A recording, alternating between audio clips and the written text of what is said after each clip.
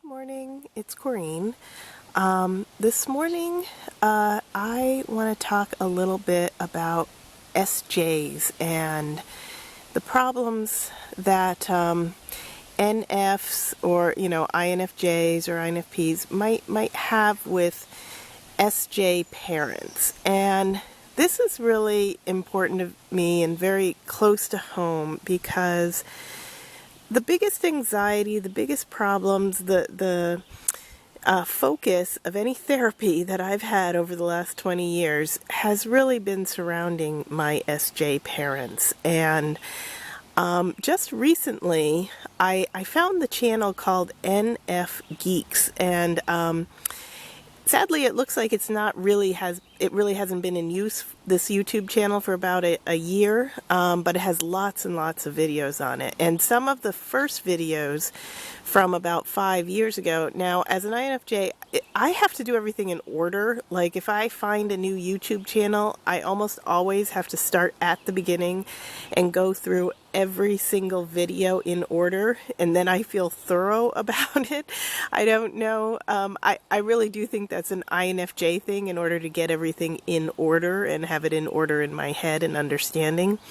So anyway, I've been really watching these videos from about 5 years ago of NF Geeks, and it's been really helpful to me because the two hosts on there, one is an INFJ and one is an ENFP, both talk about how they were raised by SJs and how difficult it was, especially for an NF. And it's the first time that, I knew that their being an SJs made my life difficult, but this was the first time I've really heard NFs talk about this, how a certain personality type can be a very difficult thing to live with. And I'm just so thankful for these videos, even though they're from 5 years ago. And if you are dealing with SJ parents or a close SJ in your life, I would recommend, watching these videos. So, in my case, I was raised by an ISTJ father and an ESTJ mother. That's the inspector and the manager. And my father, they were both from the traditional generation, in addition to be traditional personality types.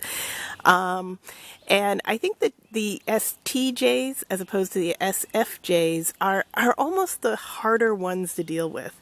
And the reason why is that I think the SFJs can be a little warm and fuzzy, whereas the STJs, my feeling is that those are the ones who get down to business. They don't have time for the warm and fuzziness.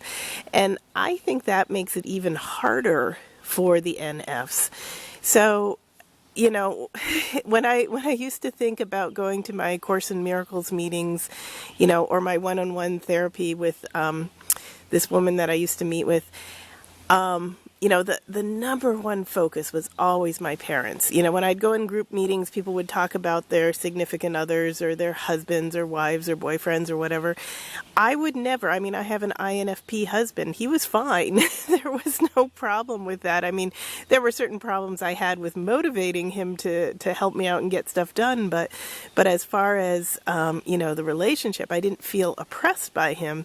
Whereas with my parents, it was this constant feeling of oppression, of that they were scrutinizing my life and analyzing my life, telling me what to do, expecting me to do it, and just, feeling suffocated all of the time. And, not even wanting to tell them about stuff just because, I didn't want them analyzing me. I wanted to be my own person, have my own thoughts. And so, if you're out there and you're dealing with SJ parents, particularly if you're dealing with STJ parents, I just want to say, you're going to be okay. I know it's hard. It can seem really, really difficult, and it can be scary. But I think, just remember, it's their personality. They can't change. They will probably never ever understand you. And I know that's one of the hardest things to deal with, is that feeling of not being understood. And it's one of these things that NFs have to accept about SJs. They, especially STJs, they will not understand you. They will probably live their whole life. They won't change.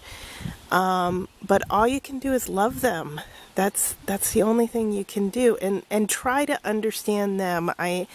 I know when I started trying to understand my parents, trying to see where they were coming from, trying to understand what their lives were and why they made certain choices in their life and why they sort of stuck on this traditional path. And even more so when I figured out their Myers-Briggs types, I thought, wow, I mean, the world just opened up. And I realized, if these are their types on top of everything else, then yeah, there's no other way they can act. They don't have the capacity.